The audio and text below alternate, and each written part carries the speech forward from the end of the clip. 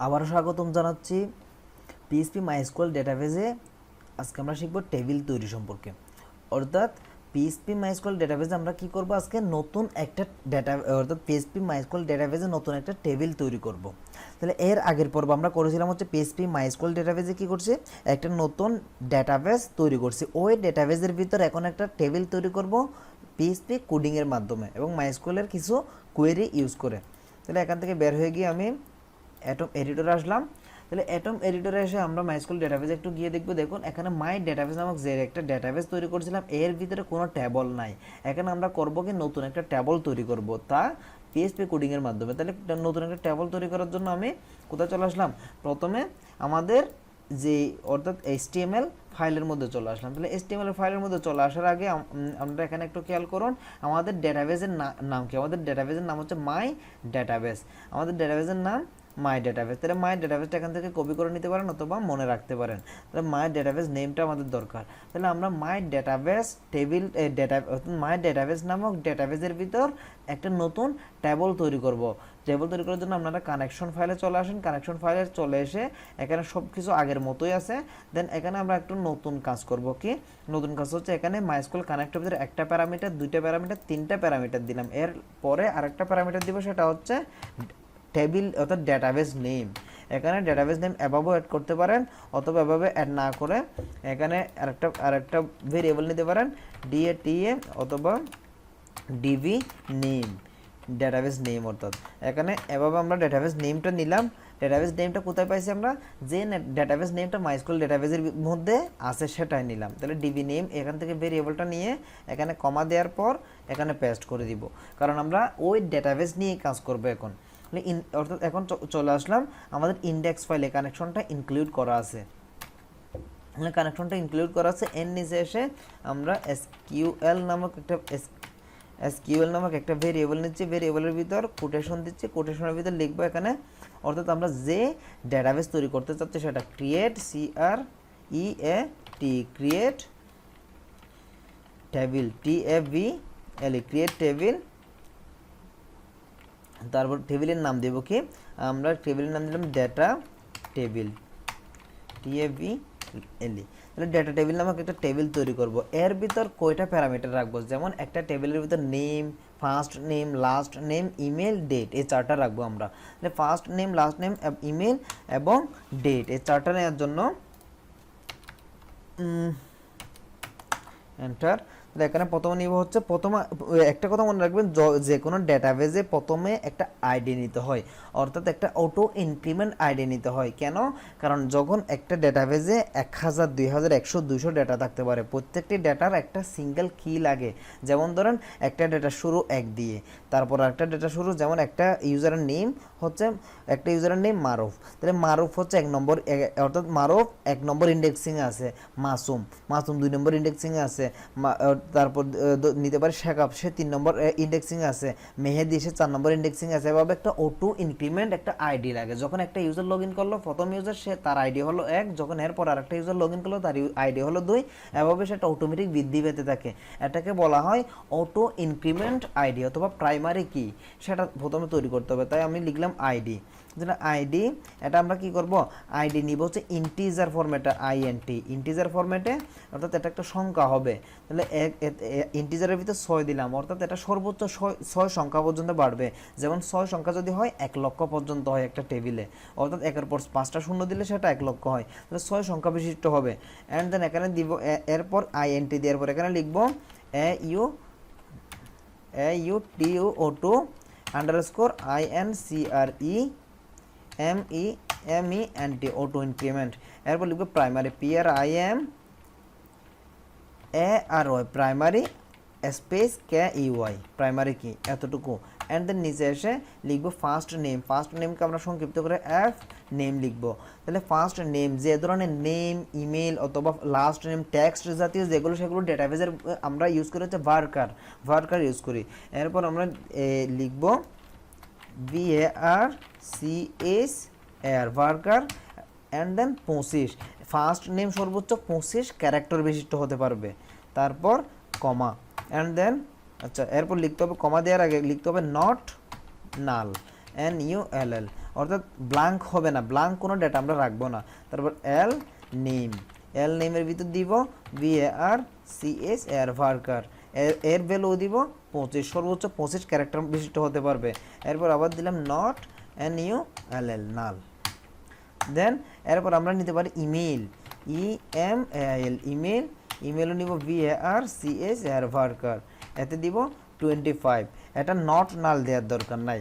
And then কমা দিয়ে এরপর নিব হচ্ছে ডেট, ডেট কি নিব আমরা, ডেট নিব হচ্ছে time stamp, TIME time STAMP stamp, time stamp মানে হচ্ছে অর্থাৎ যখন ইউজার লগ ইন করবে তখন তার, অর্থাৎ সে যে দেশ থেকে লগ ইন করুক না কেন, সে যখন লগ ইন করলো, লগ ইন করার সাথে সাথে তার যেখান থেকে লগ ইন করলো সেখানের ডেট অনুসারে কি হয়ে গেল, ডেটাটা সেভ হয়ে গেল।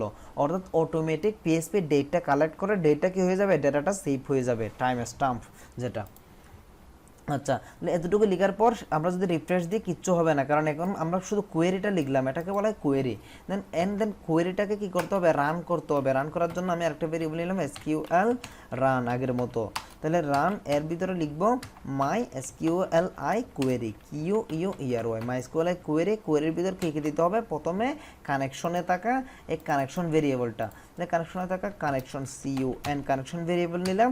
এরপর কানেকশনের পর কি দিব, কানেকশনের পর দিব এই SQL নামক ভেরিয়েবলটা, SQL নামক ভেরিয়েবলটা এখানে বসাই দিলাম SQL।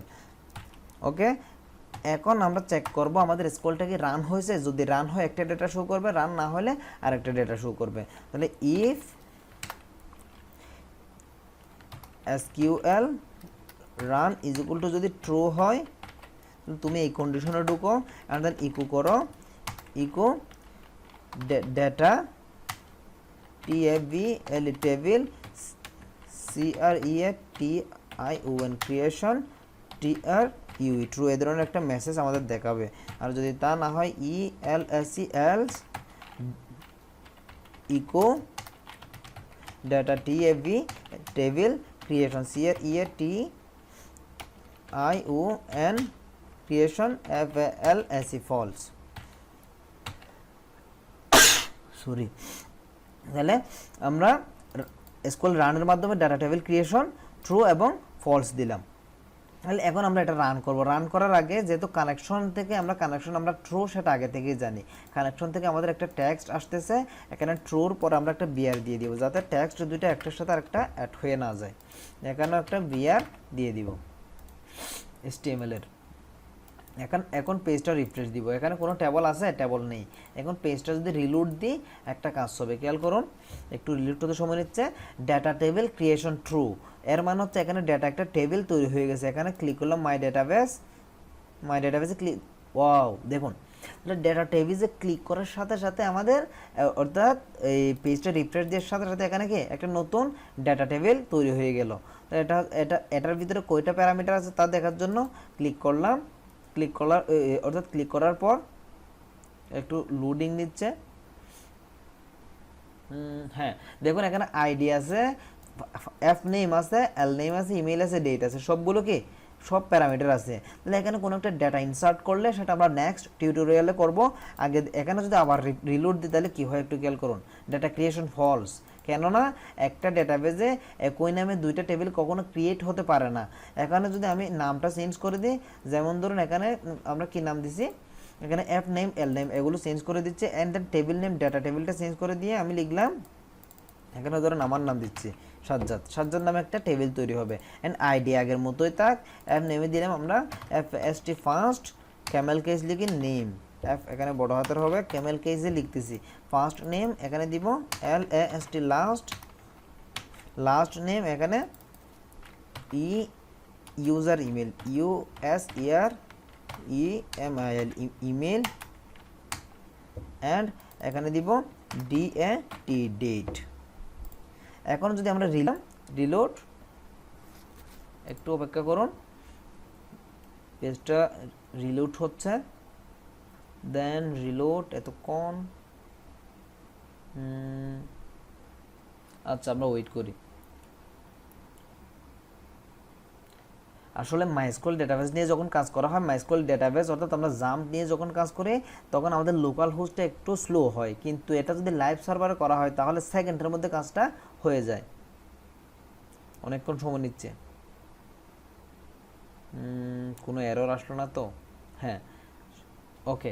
Data table creation true, তার মানে আমাদের নতুন করে একটা ডেটা টেবিল এখানে তৈরি হয়েছে। মাই ডেটাবেসে ক্লিক করলাম, দেখুন সাজ্জাদ নামে আরও একটা টেবিল তৈরি হয়েছে। তাহলে এখানে কি ফরম্যাট আছে, আইডি, ফার্স্ট নেম, আমরা ঠিক যেভাবে দিছি সেভাবে এখানে আসছে ইউজার, ইমেল, ডেট, ঠিক আছে।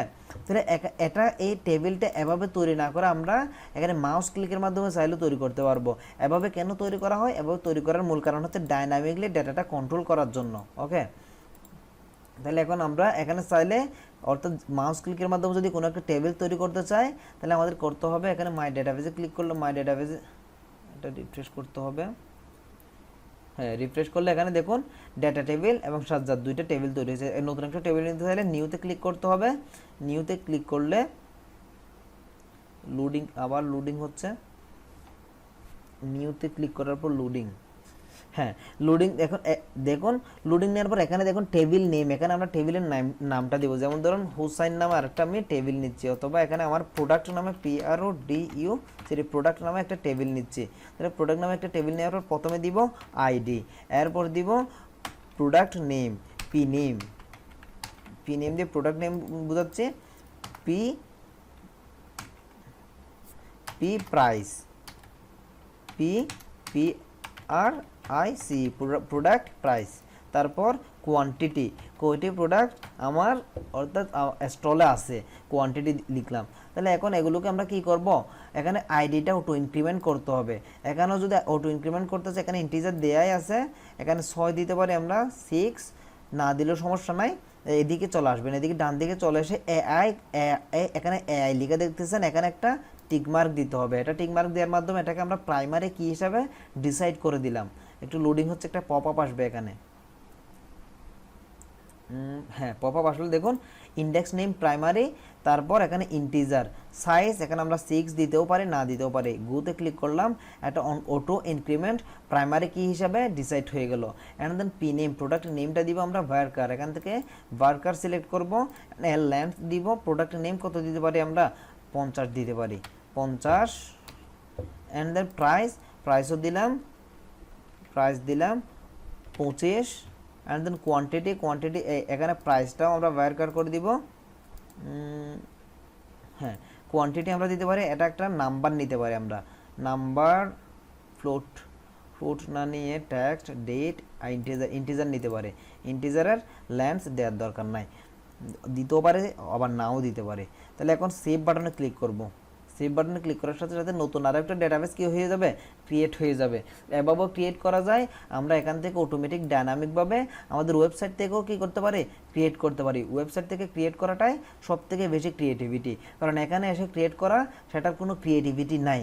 কারণ ওয়েবসাইট থেকে ক্রিয়েট করলে সেটা ডাইনামিকলি কন্ট্রোল করা যায়। ডাইনামিকলি কন্ট্রোল মানে আমরা অ্যাডমিন প্যানেল থেকে সেটা কন্ট্রোল করতে পারি। প্রসেসিং রিকোয়েস্টটা এখনও শেষ হচ্ছে না, প্রসেসিং রিকোয়েস্ট। মাইস্কুয়েল ডেটাবেসটা সত্যি স্লো হয়ে গেছে।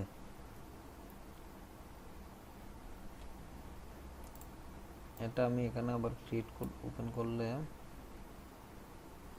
আচ্ছা আমরা ওয়েট করি। হ্যাঁ দেখুন এখানে আরও একটা কি টেবিল তৈরি হয়ে গেল, সেটার নাম হচ্ছে প্রোডাক্ট। তাহলে প্রোডাক্ট নামে আরও একটা টেবিল তৈরি হয়ে গেল। এখানে প্রাইমারি কি দিলাম বিধে এখানে একটা কি চাবি আসতেছে।